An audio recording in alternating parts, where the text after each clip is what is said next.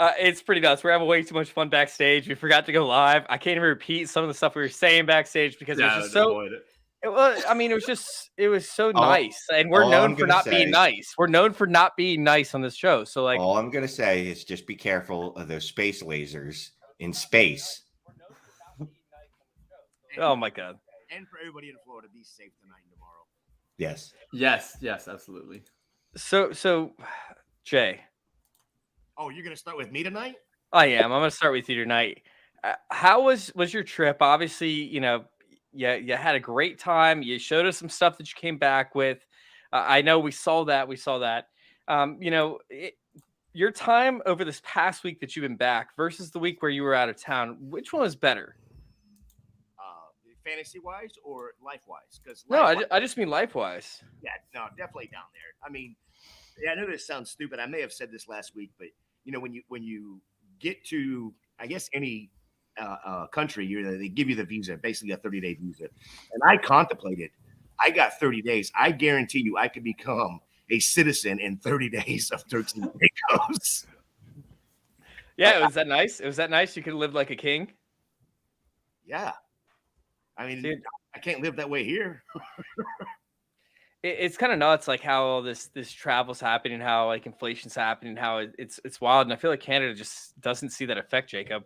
You guys just stay stable no matter what. No, we have inflation up in Canada. Get out of here. I live, not currently, I'm currently in Winnipeg, but I live in freaking Vancouver. Have you ever tried to see the price of real estate in Vancouver? It's obscene. I mean, you can't buy a Domino's pizza box for less than $1 million to live in that freaking city. Really? Yeah, literally Vancouver is like I don't know if it's first or second or third. It's easily in the top 5 for most expensive housing in North America. Believe it or not, people want to live up on America's hat, I just figured they would pay you to move to Canada. Yeah, I mean, I personally, I don't know if I'd have as much pride about America these days as you do, but I support that. Maybe a little more. These days. We got in the car to go to the resort, and all the gas stations, there's no prices on the gas stations. Jay, is your mic off? Yeah. No. This happens at the beginning of every show. That's why he doesn't talk. That's why we don't start with Jay. It's because his mic is always super quiet at the beginning of every show for some reason. It takes a minute to warm up. It just needs to warm up. I don't know what it is, but it's the same thing every single week. It's funny as shit. All right. Hey, real quick, we are going to talk about some fantasy football. Let's go ahead and dive into our intro. Sorry, Jay, I haven't had you do it yet.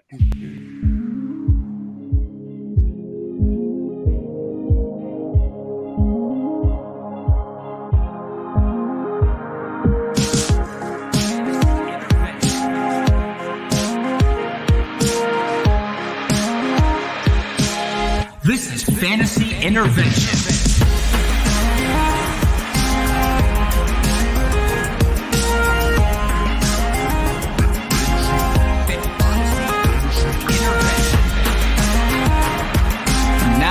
Intervene with your fantasy life, Shane Manila, Jacob Sanderson, and Chase Vernon.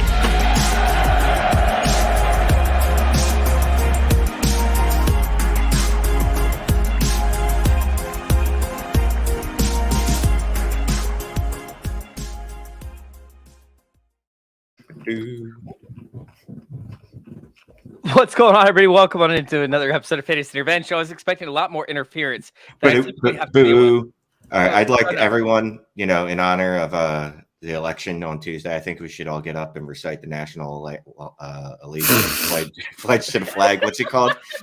National anthem. I think ours is just Dear Beaver, Dear Moose. Trying to say Pledge of Allegiance. That's it. Pledge of Allegiance.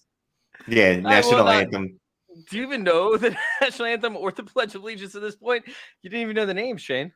I know the national anthem because they played it every football game. Pledge of Allegiance. That I don't know.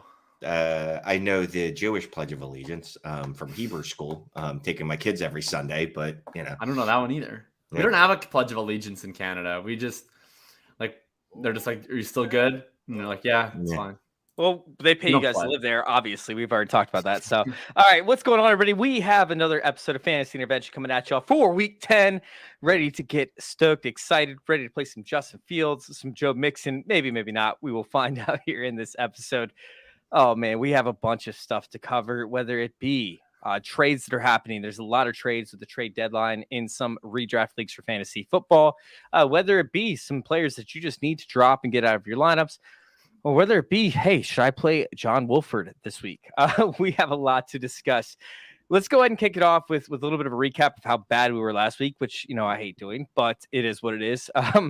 We have a recap real quick. I'm sitting there with 19 points of the season. I had one correct pick, which wasn't even correct. It was just better than y'all's picks with Taylor Heineke. 1 point. Shane has 11 points. He didn't have a single correct pick. And then Jason only took points because of the fact that we were all so terrible as well. I was not on the show last week, but I still tied Shane. Still tied Shane. Although you know what? I keep going with Gabe Davis because I've been told that he's a very good wide receiver.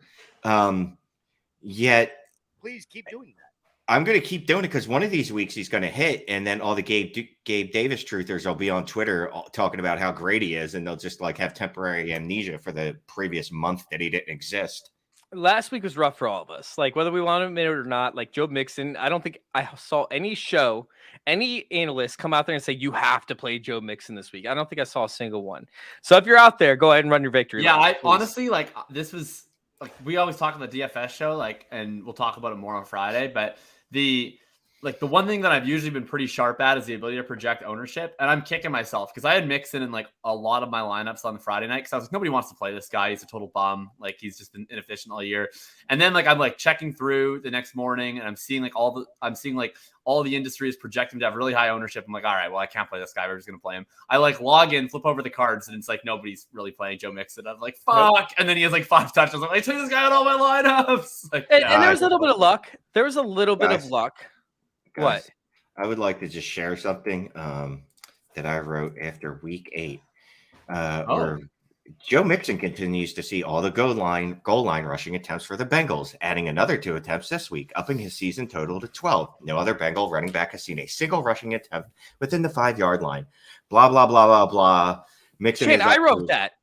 Mixon is up to a 70% opportunity share of all Bengals rushing attempts and has seen a 13.5% rushing target share. Yeah. I've been on Joe Mixon for weeks now, and it finally came true. So I get to tout it because that's how regression works. You just keep saying regression. Eventually something good happens, and you're like, I told you. There is that possibility coming up with one of my players we're going to talk about this week. But yes. Did you see Mr. Scamper's comment, by the way? That's my favorite. It says, the hockey song by Stomp and Tom Connors is the Canadian Pledge of Allegiance. Have you guys heard this song? Am I the only one? Hello out there. We're on the air. It's hockey night tonight. No? Nothing? Oh, my God. Crystal scores. Bobby scores. The good old hockey game. Oh, the good old hockey game. All right, I had to mute him. It's just too much at this point. So, hey, real quick, we are going to get to your questions. We are going to answer your trade questions, start sit questions. I do see a few in the chat. I cannot wait to get to them. However, keep in mind that the start and sit questions are a little bit tougher to answer because we're just diving into the numbers. So when you have a deeper question, such as Devin Duvernay versus Donovan Peoples-Jones, well, I guess not that one because Devin Duvernay is on bye. But when you have a deeper question, it is tougher to answer. However, do get those questions into the chat, whether it's waivers, whether it's pickups, especially trades, because we have our trade specialist in the chat down below with Gator J. So just kidding, Shane. Love you. All right, let's go ahead and hop on to this show. We'll start out with a question. Let's start out with one question just to get it kind of warmed up. Can I ask you a question? Is everybody paying for Twitter Blue? Yeah, is that happening? It's insane. You kind of have to. You kind of have to at this point. If you're going to stay on Twitter. Why? His fake account pays for it and gives out fake information.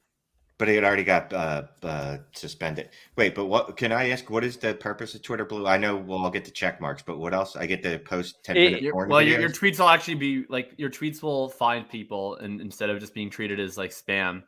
We're now in a caste system on Twitter, in which cool. Elon and friends get to have their tweets read, and then if you don't pay $8 a month, you're a part of serfdom, and you will not have the opportunity to have your tweets read. Great. Yeah, unless it gets retweeted by somebody else. But if we keep talking about Twitter, we're gonna lose everybody from over there from Fantasy Football Discussion. Big ups to you guys. Big shout out to you guys. Right? Yeah. There's no Facebook, Blue. There isn't. Facebook. Yeah, we should go. We should all just go to Facebook where Elon can't touch us. And Fantasy Football Discussion over there on Facebook. All right, I got offered Justin Jefferson. Well, they are laying off like 11,000 employees from Facebook, but it is what it is. All right, I got offered Justin Jefferson and Tyler Boyd for Leonard Fournette, AJ Brown, and Chris Olave. I currently have Saquon Barkley, Austin Eckler, and Deebo Samuels, and have Gabe Davis. So which side of this would you take? Fournette, AJ Brown, and Chris Olave, or Justin Jefferson, Tyler Boyd? Draw the line. Can I ask a question first, actually, before we dive into this? Leonard Fournette just saw 52 snaps, and we're seeing Leonard Fournette takeover season because he didn't play in a drive and he got butthurt. Like, I don't understand this. Like, why is it Leonard Fournette takeover season? I don't get it. I mean, the Rachaad White takeover has been like a thing that people have wanted basically since he got drafted, and it hasn't happened yet. I mean, it's like objects in the mirror, I suppose, are closer than they appear. Like he went from basically not playing at all to playing some. But I have a really hard time thinking that he's all of a sudden just going to start the game and get a 60% snap share. I mean, the thing is, as bad as Leonard Fournette has been, like Rachaad White hasn't actually been any more efficient. Like this offensive line is completely broken. They're not blocking anybody. They're not opening up lanes for anybody. So this isn't like a situation where, it's like Zeke and Pollard, where one guy's being inefficient, the other guy's being super efficient. I'm sure if Rachaad White was out there averaging 5 yards per carry or anything like that, maybe we would see it.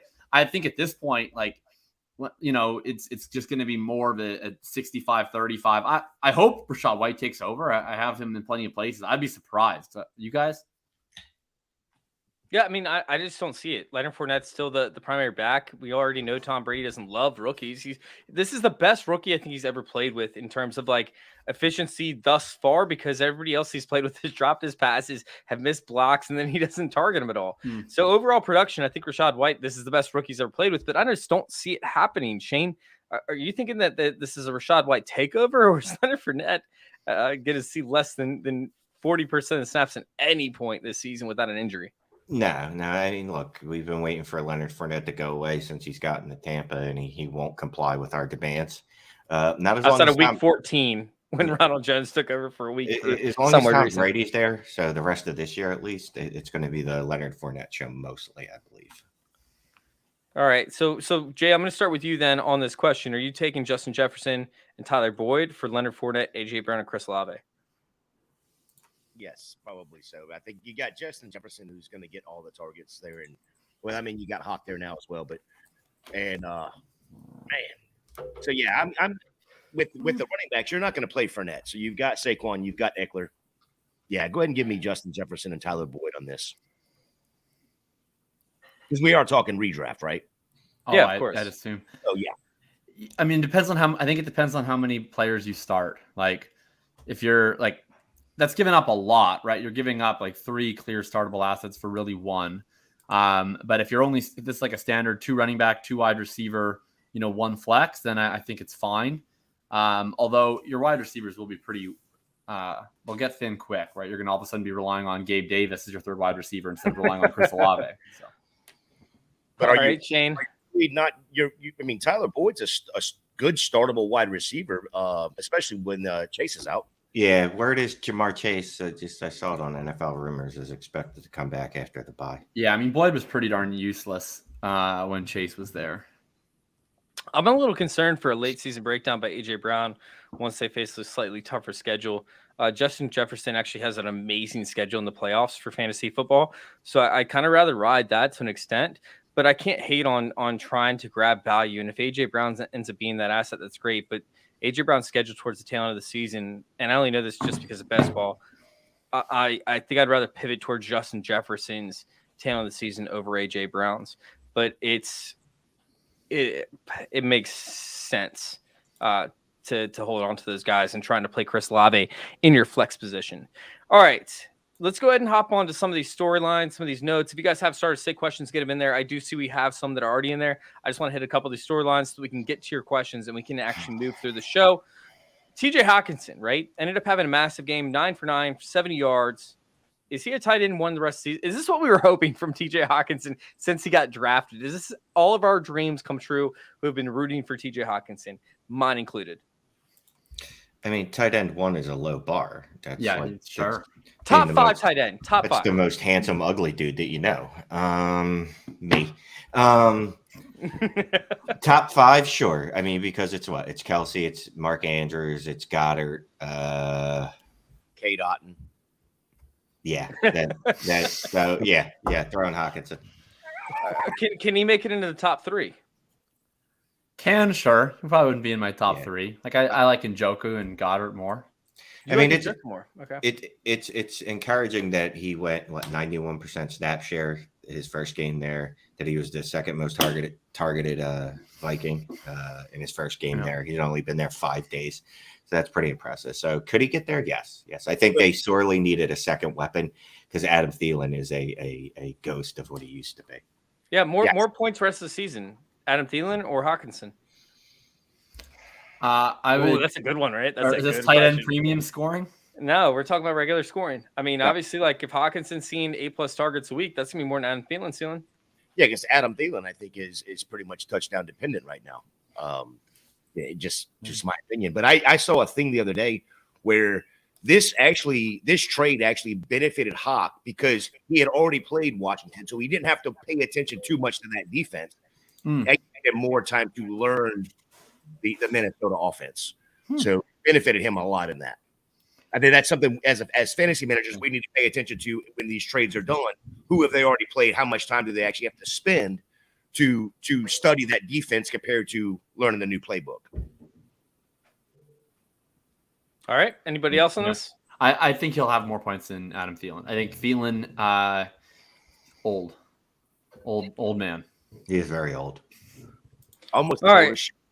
So let's dive into this fantasy aspect of things because I know Jacob would go all day on a rant for this one.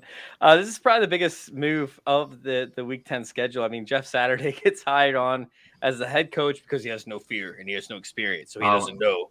I mean, how many pills was Jim Irsay on when he made this decision? What would it be like to have this kind of power and also be prescribed 120 different prescriptions to be able to help make your decisions moving forward? And what fantasy implications do we have? I mean, as a person that we used to be allowed to quote in public settings once said, no one man should have all that power. Jim Irsay, I'm not a happy Colts fan right now. Jeff Saturday was a great offensive lineman. I thank him for his service as the Colts center for several glorious years of my childhood. Disaster in terms of what they're trying to do. It seems as though the Jim Irsay goal right now is just to consolidate as much power around himself with yes men and people like Chris Ballard who have lost any form of gravitas to stand on and are reliant on him for employment, or people like Jeff Saturday who are just his friends. It seems as though he basically wants to be calling the shots. Whenever you can have a overprivileged plutocrat who sued his stepmother to have control of the team, be the one making game day decisions out of imagined grievance with analytics, that sounds like a good foundation going forward. They seem like they're set up in a good spot. Tell us how you really feel. Not happy. Does Matt Ryan have any chance of playing again? I don't think so. I think that they said that it's going to be Sam Ehlinger the rest of the way. Yeah, and apparently that was Irsay's call.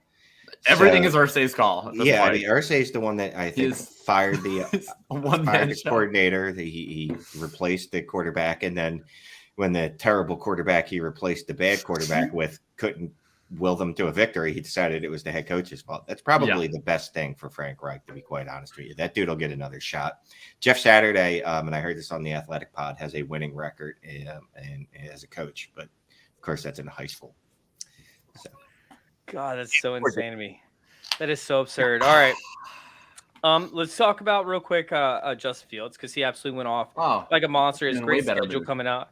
Like I think Justin Fields, somebody that I did not believe in when he came into the league because the coaching staff he fell into, gave me a lot more optimism when they first started to rebuild, and then they traded away all their players. They didn't have an offensive line. It was very confusing, but it just seems like they've grasped some sort of success over there for the Chicago Bears just over the past 2 weeks with the play calling, with the inventiveness that they've shown. So Shane, are you Are you still hopeful for Justin Fields? Have you been hopeful this whole time? Give me a scale of 1 to 10 on your belief before the season started, as the season progressed, and over this past 3 weeks. Scale 1 to 10. Okay, so before the season, I was at a solid 8. After the first 3 weeks, I was at about a 2. And now I'm at about 11. So it's a roller coaster of emotions. Yeah, I mean, look, I was like, oh, great, it's a new coaching staff. They're going to tailor their offense to Justin Fields. Then the new coaching staff got there and was like, psych, no, we're not. And then the offense was surprisingly bad. And then you know what they did? They said, you know what? Maybe we should tailor our offense to our quarterback. Oh, maybe. Let him drop back more. Let him make just quick reads. And if it's not there, just please run. If you would please kindly do so. If only Josh McDaniels did that for his entire team, then the Raiders might be okay. Then they got him a present. They were like, by the way, you've done well. Here's a wide receiver.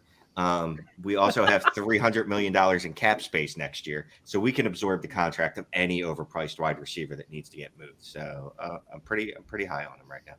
Sounds like Jacksonville all over again. Just instead of wide receivers signed in the offseason, we're going to see overpriced offensive linemen signed this season. All right, Jacob, how you feeling with Justin Fields before the season, after the start of the season, as of the past 3 weeks? Yeah, I mean, before the season, I was like, I don't know, I guess I'm like a 5, like in the sense that I like believed in him in theory, but it very much scared me that if I was wrong about that belief, that he was probably a dead man walking. And so I was sort of in a little bit of paralysis as it related to Justin Fields. Now, I don't know, give me like a 9. I mean, the thing is, like, so Fields has been not actually that great of a passer. He's minus 2.6 completion percentage, under expectation. His PFF grade has been down below 60 for the entirety of the year. It's still one of the lowest graded starting quarterbacks in the league. But you look at since week 5, when they finally opened up the offense a little bit and they went from, a prehistoric Land Before Time Triceratops offense to just a normal run heavy offense. At that point in time going forward, he has been 11th out of 36 qualified quarterbacks in EPA, CPOE composite. And so a lot of that's coming on the ground, but you get credit for that, right? That's part of the appeal of Justin Fields, not only in fantasy, but in real life, his ability to create big plays on the ground with his legs, as we say. So I would say I'm confident for sure in Justin Fields' ability now to at least be a viable NFL starter for the foreseeable future, which means in Dynasty and in fantasy, I'm going to be all in on that because I want the quarterbacks who run around the lot. So, I'm happy to buy high on Justin Fields. All right, Jay, what are the chances? I want you to give me an over-under a spread on how many weeks Justin Fields spends this year with Jordan Palmer in the offseason, who's been the quarterback guru. How many weeks he spends with Jordan Palmer in the offseason this year? Yeah. How many weeks are in the offseason? 30. I'm giving you shit. I think probably 26 of those, because he's only going to take a vacation for a week before the season and a week after the season's done. So he's probably going to spend the rest of the time with Palmer. All right, so let's go ahead and hop onto a bunch of these questions. We can knock out these questions and then pretty much move on to the final segment since we didn't have an intermediate segment. But will we trade Dalvin Cook for Dameon Pierce at this point? Yes. Yeah, I mean, that's not even – that shouldn't be a question. Although Dalvin Cook has seen as a snap share increase, thankfully, for his sake. And he actually had his first receiving touchdown of the season. But Dameon Pierce is just like, do you just go to retirement homes and then just like pull out a shotgun? Like, why do you hate the old so much? Well, is that like your form of weekend entertainment? Well, partly because the old represent like the fear of death. Like they're the embodiment of the zombie. That's what zombies are, basically. So the corollary is zombies basically represent human fragility. And that's old people because when you're old and weak and you could die easily. But that said, Dameon Pierce, young man, very studly, very good at breaking tackles. So I want all the Dameon Pierce in this scenario. I'll take Cook. You'll take Cook? I'm going to take Cook as well. I don't want to put all my faith into a bad offense. Better team. Better offensive scoring opportunities. Even though they're a fraudulent good team. They're not actually a good team. They're fraudulent. But they still have a very good schedule remaining. Their schedule's still sick. Yeah. All right. We have D-Hop or A.J. Brown rest of season. I have to go A.J. Brown. I don't think that D-Hop is going to command great targets. At least we know that Justin Hurts can pass the ball. I'm sorry. Justin Hurts. Jalen Hurts can pass the ball. Excuse me. Jalen Hurts can pass the ball. Unlike I can speak, Jalen Hurts can pass the ball. Kyler Murray's probably in the same boat that I'm in when it comes to him throwing as I am speaking. So, yeah, I mean, dude, Kyler Murray's brutal, man. He is brutal. He's tough to watch. I'm going AJ Brown. D-Hop's been a top-end wide receiver in the last, 2 games or so. And like you said a little bit ago, afraid of that AJB breaking down a little bit at the end of the season. So I think I'd probably be leaning D-Hop right here. Shane? I wasn't listening to the question. D-Hop or AJ Brown rest of the season? AJ Brown. I'm going upside. I know that D-Hop is housing all the volume over in what do you call that place? Arizona. He's going to come back to earth a little bit. And AJ Brown, like of the 2 players, which player do you think could get you 50 points in a week? It's AJ Brown. I think his floor is as high as DeAndre Hopkins, and I think his ceiling's higher. So I'm going to go with AJ Brown. And also, I'm an Eagles fan, so fuck yes, AJ Brown. Fly, Eagles, fly, bitch. All right. He's just mad because the Phillies just lost the World Series. So he's going to take any leverage he can to make sure he boosts himself up in terms of Philadelphia and the fan base. All right. Raiders defense or Falcons defense? AJ Terrell's a big piece of this, but I don't see any reason that you should ever play the Raiders defense or the Falcons defense. Yeah. Neither. There's got to be another one on the waiver wire. I mean, I would definitely take the Raiders defense. Have you seen what's happened to the Indianapolis Colts this week? Is Jonathan Taylor ruled out? No, he's going to play. Does it matter? Their coach is Jeff Saturday. He's not calling the plays.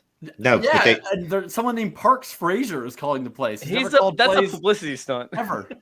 Parks and Rec? Jim Irsay? Parks and Rec, great Jonathan Taylor? Is Jonathan Taylor the offensive? I picked up the Raiders defense in every one of my redraft leagues this week. I'm very excited to play them. I mean, did anyone see any of Sam Ellinger last week? Did anyone see that? It was not good. Is that why Matt Ryan's not playing? Is he calling the plays?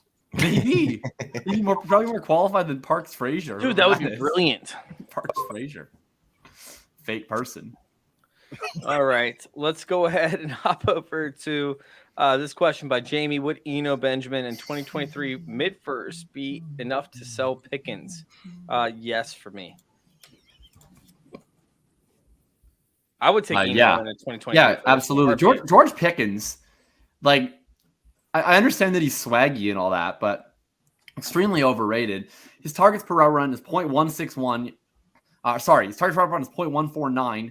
His yards per route run, 1.14, PFF grade of 63.9. I mean, this is putting him in a similar bucket in terms of how often he's playing as guys like Alec Pierce. He's Jahan Dotson. Like, he's behind Romeo Doubs in yards per route run and targets per route run. He's clearly behind, like, Traylon Burks, yards per route run, target per route run. He's valued, it seems, in Dynasty similarly to Garrett Wilson and Drake London, who are earning considerably more targets, been considerably more efficient. I'd be very interested in re-rolling George Pickens to a 2023 first and anything else on top. All right. I'm going to go ahead and hop off. By the way, what's up, Michael? I'm going to go ahead and hop off of the questions for a brief second. I'm just going to hop onto a few more topics that we've discussed, such as OBJ.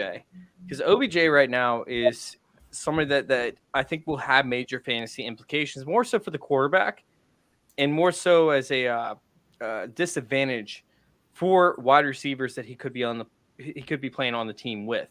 You know, we've been hoping for breakouts from certain wide receivers on like the Chiefs, right? On the Bills.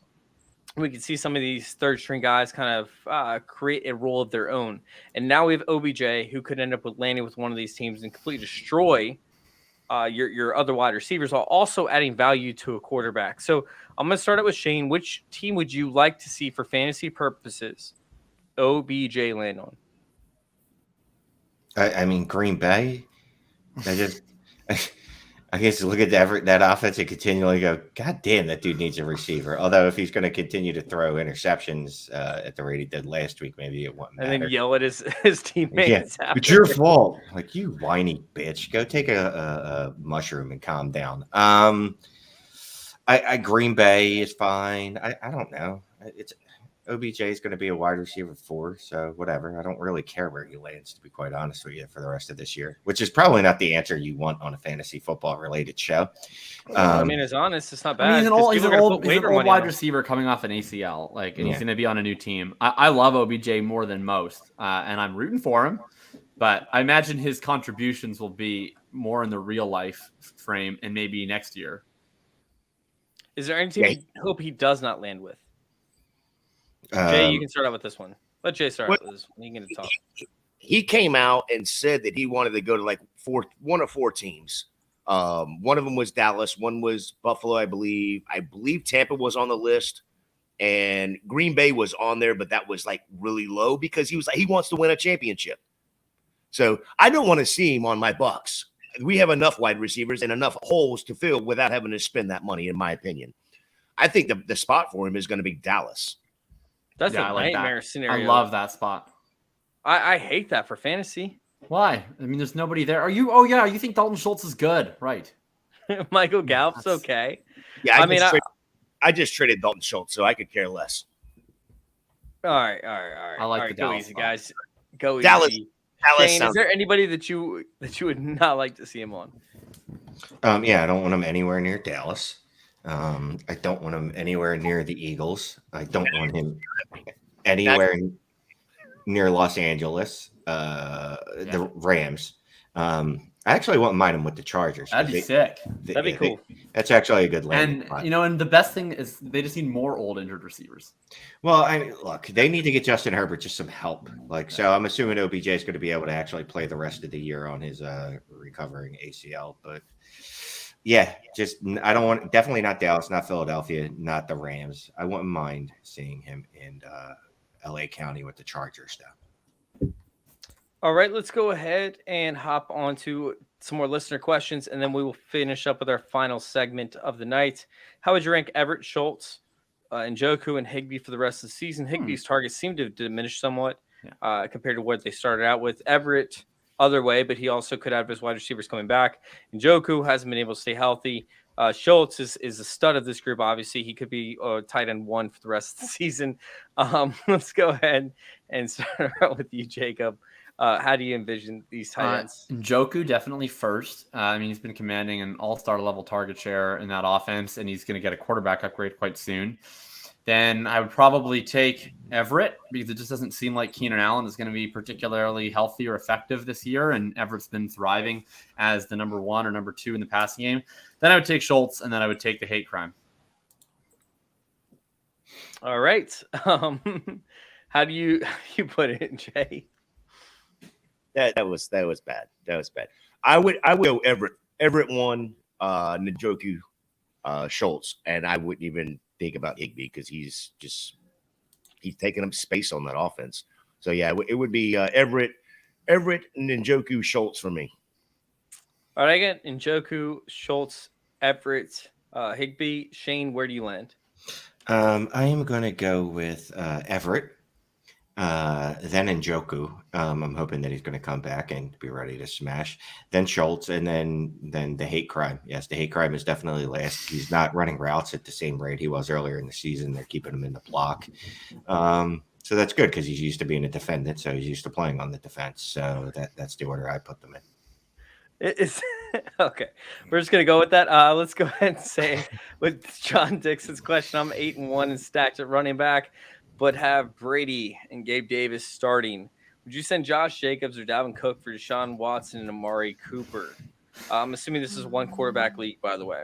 So, where do you guys sit on this? We'll start out with Shane. What was the question? Damn it, I was literally going with the person. My answer is no. My answer is no. Yeah, I'm not doing this either. I'm scared to start Deshaun. Is this Dynasty? Yeah, I'll do this in Dynasty. No, it's not Dynasty. It's not Dynasty. Then no. What are you doing this for? No. So I'm leaving Deshaun alone. We don't know what it's going to take for him to get back on that field and get back to the cohesiveness with Amari Cooper and everybody else. So my bigger concern is, well, you know what? Amari Cooper's like what, 11th or 12th in points per game? You know what? I'm looking at this and I'm saying, you know what? If you're going to make a move, pull your dick out, throw it on the table, and just announce it. So I like this move. Deshaun Watson. You really want to use the phrase "throw your dick out" to trade for Deshaun Watson? On the table. So that was subliminal. Clearly, that Deshaun Watson spread something in my head. We're getting canceled. Yeah, keep your. Okay, I thought that was intent. That was not intentional. No, I definitely was hoping it was not intentional. It was not intentional. It was one of those.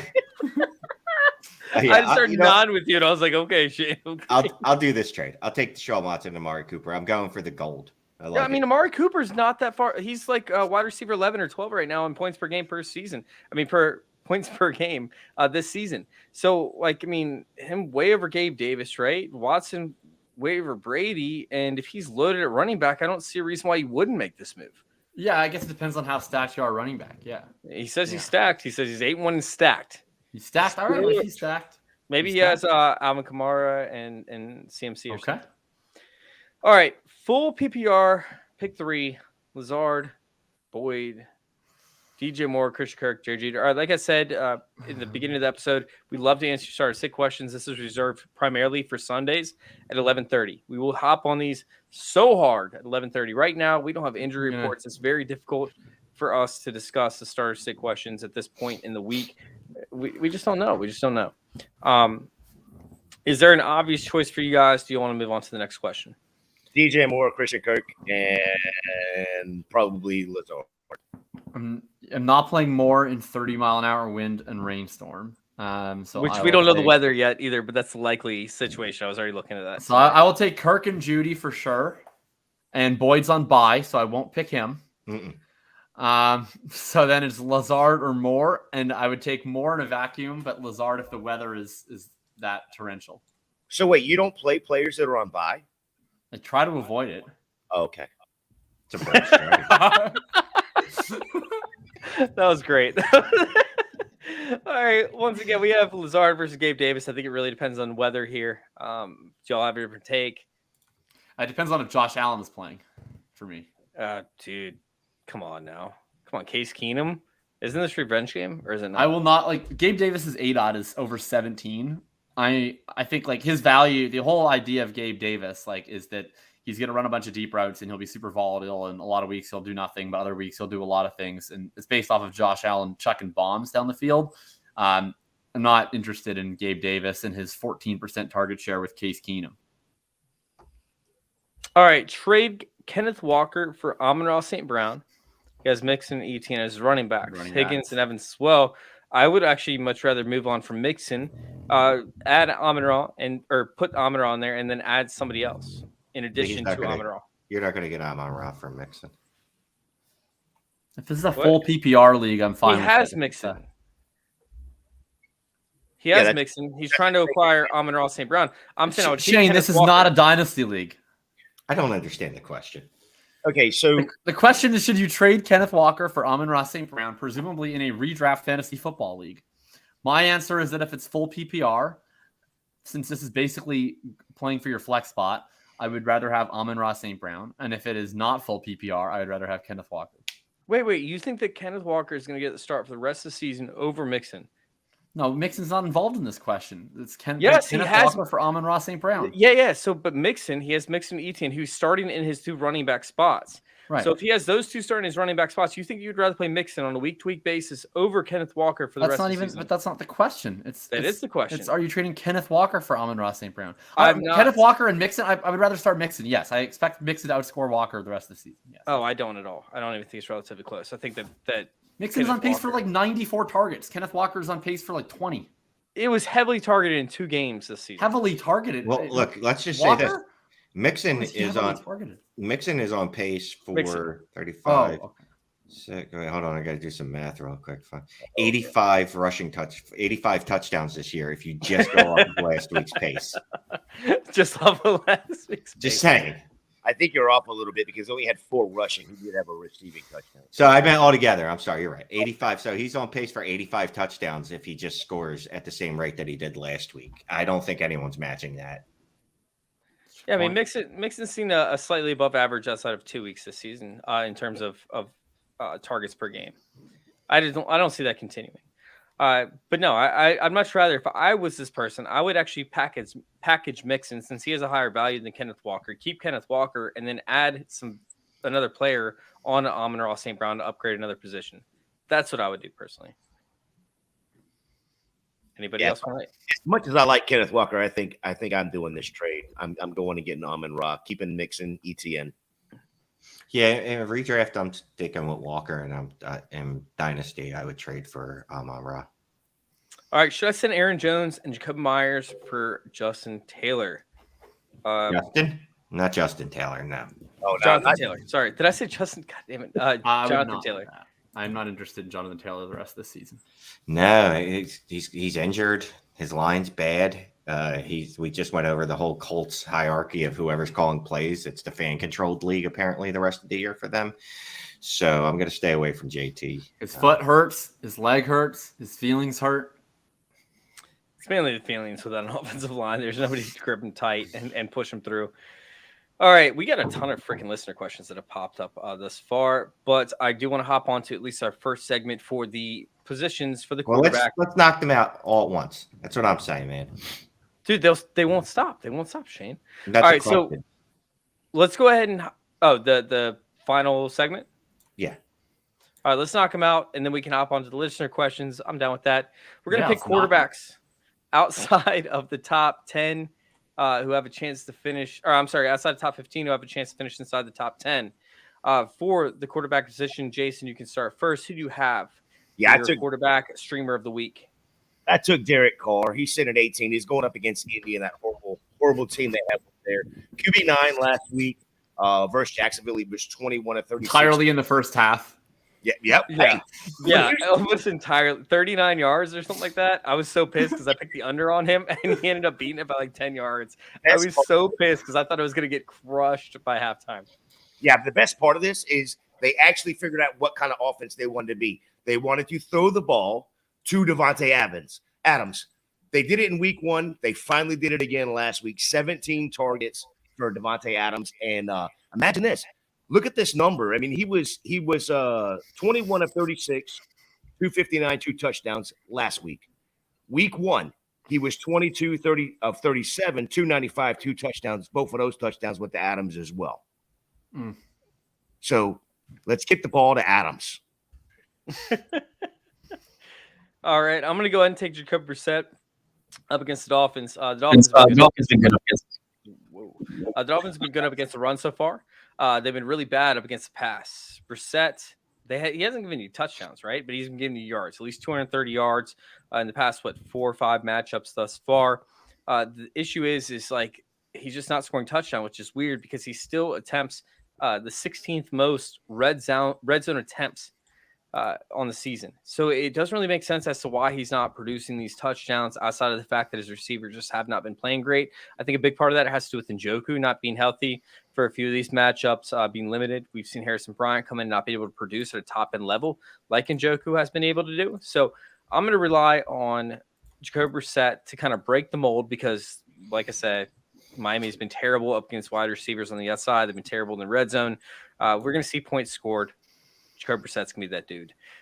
Give me Jacob Brissett to finish inside the top 10 this week. Shane. Or Jacob, who you got? Jacob, who you got? No, me. All right. I'll go. Is his name Taylor? Taylor Heineke? Yeah. Tyler? That is him. Yeah, I'm going with him. All garbage points. Like after Washington's down like 20-0 in the first half, I'm sure Heineke's going to be running around there doing fun Taylor Heineke type things, like running for 6 yards, 4 yards, 5 yards, complete a garbage time touchdown, throw 3 interceptions. Like it's going to be the full experience, but he's still going to get you 20 points somehow, and the Washington's still going to get their doors blown off. Oh, I'm going to text Chase all Sunday. Do you guys remember the was the Michael Vick experience where he's running through a roller coaster, right? Yeah. And he's about to get instead of running through the roller coaster being hit with like big players, he's just gonna be running through a dumpster fire. Essentially, he's gonna be on a roller coaster and he's gonna be dodging like beer cans and just dumpster fire shit all over the field. All right, what you got? I can't believe he went after a quarterback that's playing against his own damn team right now. They're playing Philly this week. I can't believe he picked. Oh, Oh yeah, well no, because he's going to get Hulk Philly's smashed. going to be dominated. I will take Mr. Russell Wilson. He have the high knees once again. They play the Tennessee Titans, who are what the kids call a funnel defense. They stop the run very well. Their secondary is not that good. Patrick Mahomes, who's significantly better than Russell Wilson, dropped back on 49 of their final 54 plays this past week. While I don't think that Russell Wilson will have the Patrick Mahomes upside, I do think that Latavius Murray, Melvin Gordon, and Chase Edmonds will be entirely futile in any attempt to run the ball in Tennessee. So I'm looking for 40 pass attempts and a volume-infused QB1 performance this week, I'm hoping, with like 6 yards per attempt. All right, Jacob, do you want to keep it going with your running back that is ranked outside the top 20 that's supposed to finish inside the top 12? I will keep going with my running back. I will take Jeff Wilson. Jeff Wilson outsnapped Raheem Mostert 28-26, and he outsnapped him 28-19 outside of the 2-minute drill this week. And they now get a Cleveland run defense that is given up in the top 5 in fantasy points allowed to the running back position. I would expect Miami to control this game from start to finish, and Jeff Wilson was their preferred early down option. We'll see if this continues to be a 50-50 split, but if anything, I would expect Wilson to get more of the work than Raheem Mostert. Jeff Wilson ranks in the top 10 in rush yards over expectation per attempt, and of course, literally led them in snaps in his first week with the team, even though he is familiar, of course, with that system. So I expect his role to stabilize or continue to grow. Give me Jeffrey Wilson Jr. I love it, man. Big advocate of Jeff Wilson over there, but it is a little bit concerning that Raheem Mostert is still involved in the offense for major part. What isn't concerning is that he already knows the offense. So, Jay, who are you going with for the running back position? I think this is the most obvious pick out of all of them. Absolutely. I'm going Tony Pollard right here, man. They're going up against Green Bay and that horrific offense there, too, as well. So, and if Zeke's out, I mean, it's Pollard's getting 15 to 20 touches easy. We could see. They go as Zeke goes. Hey, whatever. They also go as Pollard goes. That we could see another 15, 20 touches, another 105, 120 yards, 2 more touchdowns, easy top 10. All right, I'm going to go ahead and take Devonta Foreman, who let me down last week, but he's up against Atlanta, ran on him 113 yards total the last time they played. I just don't know how you can fade Deonta Foreman at this point in time, as long as he's outside the top 20. He's a good running back. He had one bad week. I'll take him this week. Shane. Oh, it's my turn. Hold on. I got to go look up the running back rankings. Shane, I swear to God. But I have 11 points on the year. We really shocked.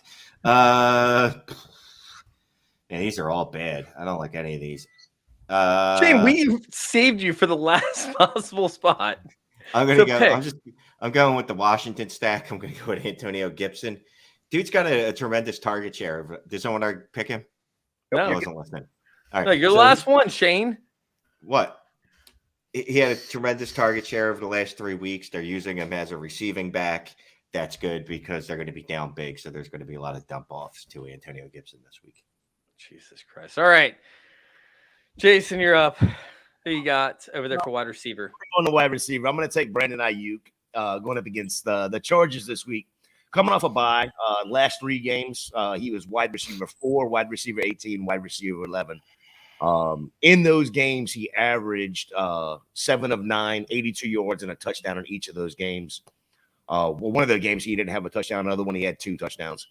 And I know Debo was not there 2 weeks ago against the Rams, but his best game was with Debo on the field. He turned out to be wide receiver 4. Jimmy G is looking for this guy. So is CMC, by the way.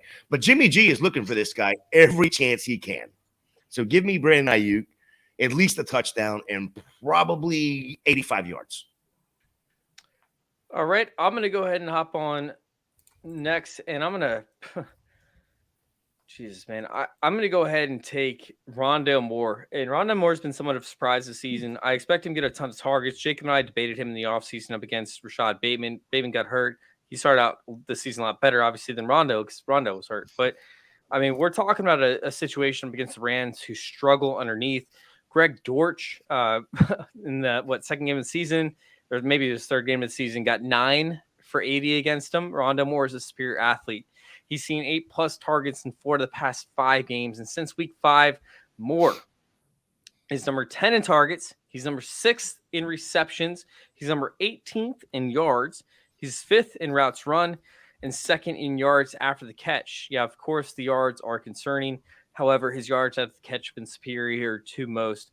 The Rams are one of the best teams in preventing deep balls downfield. I think they're going to end up using bracket coverage to shut down TJ Hockenson. Meanwhile, Moore is going to eat. He's going to feast underneath. We're going to see him with at least 10 targets once again. I need to see the yards after the catch, though. I need to see it. In terms of the Rams, I think they've allowed at least 10 receptions that were less than 5 yards from the line of scrimmage to go over 20 yards. Sure, that's not great, but in the same breath, Rondale Moore has the ability to break one big. I need Rondale Moore to eat. I want Rondale Moore to eat, and I believe Rondale Moore is going to eat up against a team that struggles underneath. Let's go. You're not scared of Chase Edmonds, huh?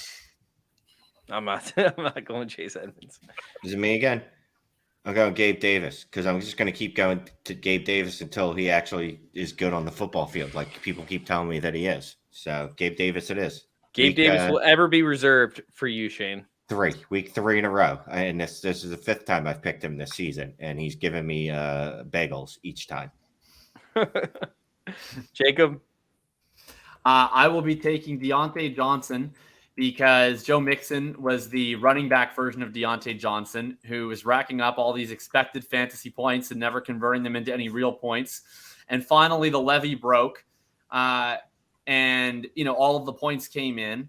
And my hope is that after Joe Mixon was able to lead the way, that he called Deontay and said, look, these expected fantasy points, eventually they're going to happen for you. And Deontay is ready to finally convert his expected into reality this week. And if he doesn't, then I will never take him again because I'm sick of continually picking Deontay Johnson in this segment. No. You cannot use my saying from last week. I know. Listen, you weren't there. But damn it, I said I will never take Cole Kmet again if he doesn't. Look what he went and did. That is not fair. You cannot do that. I feel like I used that term with Evan Ingram, but he failed, so I can never pick him again. But we all pick Evan Ingram. He just goes around. It's like sisterhood of the traveling Evan Ingram. Oh my God, I don't want to say the phrase that we use in Virginia Beach for that. All right, let's go ahead and let's hop on to the tight end position. Jay, you can start us out. Yeah, it's Cade Otton once again. This game's going to be at 9:30 in the morning, Sunday morning in Germany. But he's slowly becoming, he's slowly climbing that tight end ladder. He's seeing the targets. Tom Brady's looking like he's trusting him. He got the game-winning touchdown last week. I believe it was like he got 3 of 5 last week. Three catches on 5 targets with the touchdown. This guy looks good. He's getting the targets. Tom Brady trusts him. I trust him. I like it, man. I'm actually going to go with your pick from last week, Cole Kmet. The Lions have actually been terrible, or been pretty good, up against the tight ends. However, they haven't faced a lot of rushing quarterbacks. When they faced them, I believe it was week 2 up against the Eagles, maybe it was week 1, Goddard went off, right? He was able to get 60 yards on a limited amount of targets and receptions. I think it was 3 receptions. Meanwhile, the Lions have allowed, 4 touchdowns in the past 5 weeks. This is what Cole Kmet does and what he will be doing over the next 10 years of his career is catching touchdown passes, and that's it from Justin Fields. So I'm going to go with Cole Kmet this week up against the Detroit Lions. I think it's pretty much a surefire play. Pick him up if he's on waivers. Jacob? Okay. Yeah, this tight end position is absolute travesty this week, as it is every week. But it seems even worse this week somehow. I don't know how. I will take Taysom Hill. The Saints offense had a bad day at the office per Coach Dennis Allen. He seems like he doesn't want to play Jameis Winston. They're going to stick with Andy Dalton. Maybe if things go bad, they'll want to work in some more gadgetry into the playbook. Who knows? Maybe. But yes, Taysom Hill, just get in the end zone one time, and that's probably good enough for being a top 5 tight end. All right, Shane, who you got? I'm going to try last week's approach because that really worked for me well. And I'm going to chase the points and go with Noah Fant. I think now that Seattle's seen what he can do when you use him as your primary receiving option, they're amazed, and they're just going to keep going back to that at least this week. All right, let's see if we can hammer out a few probably one word answers. Whoa, God, who's? Oh my God! All right, I don't even know. That's been the second time tonight. Let's go ahead and hammer out some of these questions. I'm going to go to one word answers from you guys, just one at a time, or one per question. I'll start with defense for Shane, since Shane loves defenses. Steelers versus New Orleans Saints. Or I'm sorry, Steelers versus Saints, Seahawks versus Tampa Bay, 49ers versus Chargers. Which one you got? Yeah, I'm gonna go with who? Who would you go with, Jacob? You take Niners? Yeah, I was leaning the Niners anyway. We're gonna go to the Niners. All right, Randy wants to know, should I play DJ Moore tomorrow night? I'm concerned about the weather. Other option is Thielen versus Buffalo. Jacob, I'm pretty sure you already discussed this. What you got? I don't really want to play third options against Buffalo. I'd probably just play DJ Moore. All right, Jay, happy PR. Sending Derrick Henry for Waddle and Ramondre. Should I? Yeah. Go get Waddle. Go get Ramondre. For happy PR? Okay. All right. Let's see. Omar, what do y'all think Olave, wide receiver, and Swift running back Lions for Etienne Jr., Jaguars, and Judy from the Broncos? I appreciate them letting us know what teams these guys play for. I'm just trying to read through this on the side screen, and it just was not working. My favorite thing is that he's asking us for advice, right? So he values our opinion, but he's not confident enough that we know what teams they play for. Omar, we love you, man. Keep it up. I'm probably going to lean Etienne and Judy only because, look, I love Chris Olave, but Swift did he play 7 snaps last week? He played 10. Played 10? Yeah, I don't know what's going on with Swift, but it less than good. Justin Jackson, our socialist king. Yeah, it ain't good, bro. You know what's funny, though, is the fact that, we probably berated him before on our Start to Sit show for asking us Smith versus Smith or something along those lines. And so we need more. That sounds like a divorce case. Smith versus Smith. It's like Kramer versus Kramer. It is. But we probably berated him for not giving us enough information. Now he gives us enough, and we're berating him for giving us too much information. You guys did. I appreciate it. Oh, man. Yeah. This is the kind of comment that Shane loves to speak every time he does a live stream. He wants to know every detail of your team. All right, I'm needing a wide receiver. One to trade Mark Andrews. Is that Mark Andrews, tight end, Baltimore? Who would y'all trade for? I have Hockenson already. I wouldn't trade Mark Andrews. You wouldn't trade Mark for any wide receiver? No, because Mark Andrews is the positional advantage. I would I would take Hockenson and I'd pair him with one of your existing wide receivers, and I would try to get the best upgrade you can. But I wouldn't be trading Mark Andrews unless I'm getting the only if in this situation, okay, if you give me Hill, Cup, Diggs, maybe not even Diggs because Josh Allen's elbow. So Hill, Cup, and Jefferson, then maybe I'd trade Mark Andrews. But outside of that, I'm probably not doing that. Or AJB. I wouldn't even do that. No, that's the thing. So, yeah, because we're looking at the positional advantage. So it's got to be Jefferson or Chase, and no one's going to do that. So, I mean, you're better off. Can you trade Hockenson for a wide receiver too? Can you pull that off, even if it's low end? Maybe if you can get AJ Brown, like you talked about, but you can also get back Dalton Schultz, who's also positional advantage. We could be talking. I'm just kidding.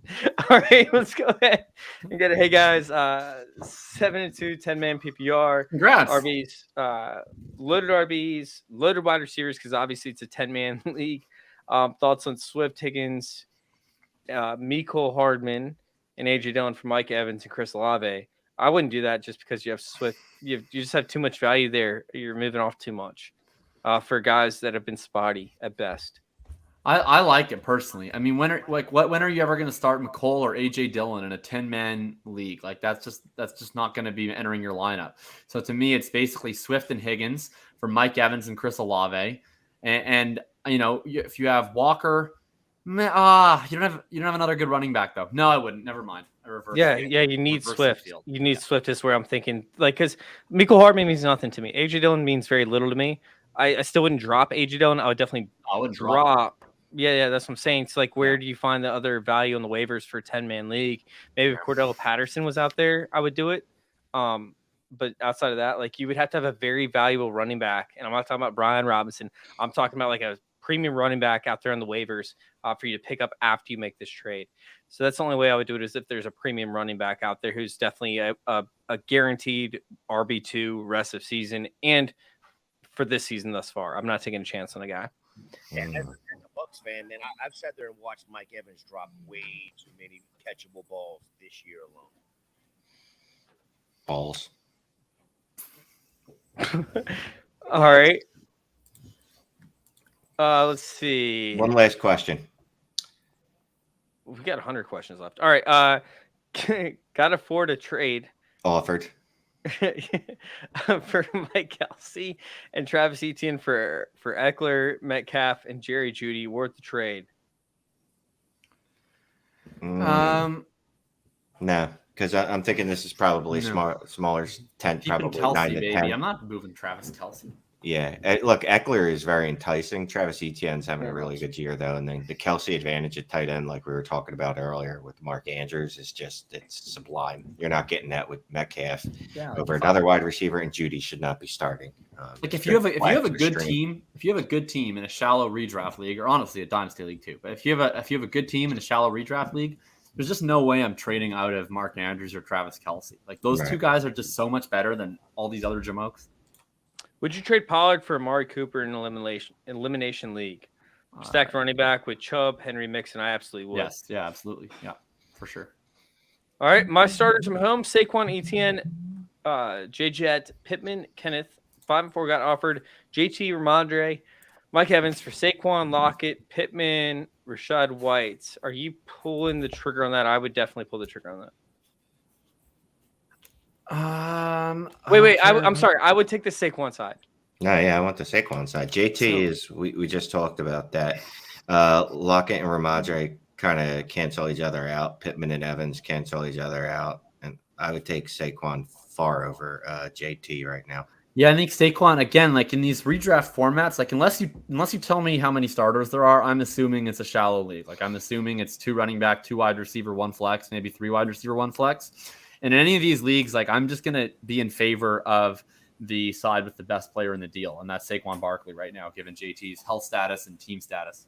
All right, we're going to do a follow-up question, then we're going to get out of here. We've been going for an hour, 1 minute. We got to get you all out. Of course, Jacob, especially Shane, because if not, he might fall asleep. It is past the early bird special time, and Jay has other stuff to do. Yeah.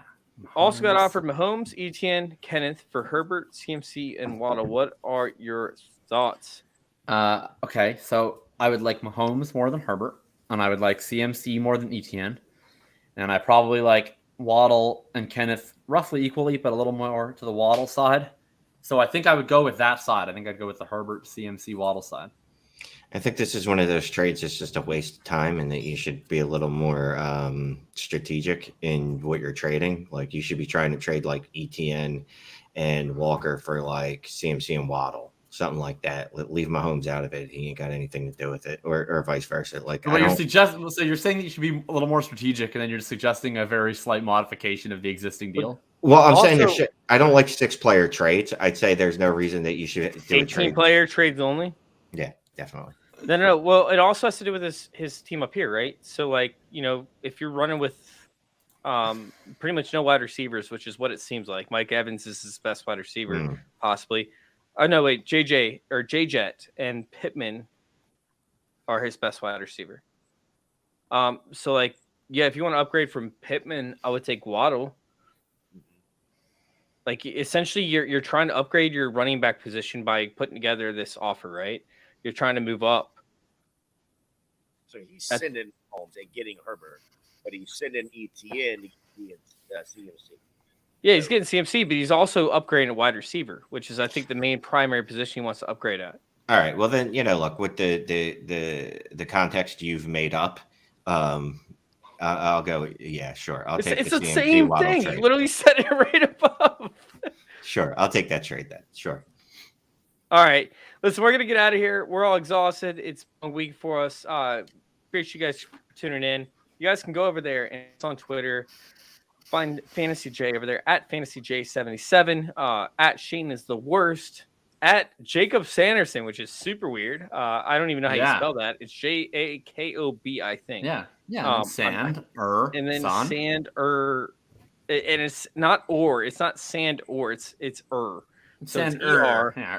And it's not SAN. It's SON. I'm literally making this as difficult as possible. Yeah. And you guys can find me over there at FF_intervention. It's been a long night, guys. We're going to go ahead and move on. Make sure y'all join us 11:30 Sunday morning for the Start of Sick questions. We appreciate you all for tuning in. Big shout out to Fantasy Football Discussion, and go follow us over there on YouTube, youtube.com/fantasyintervention. Thank you guys for tuning in. Thank you all for letting us intervene with your fantasy football life. We're out.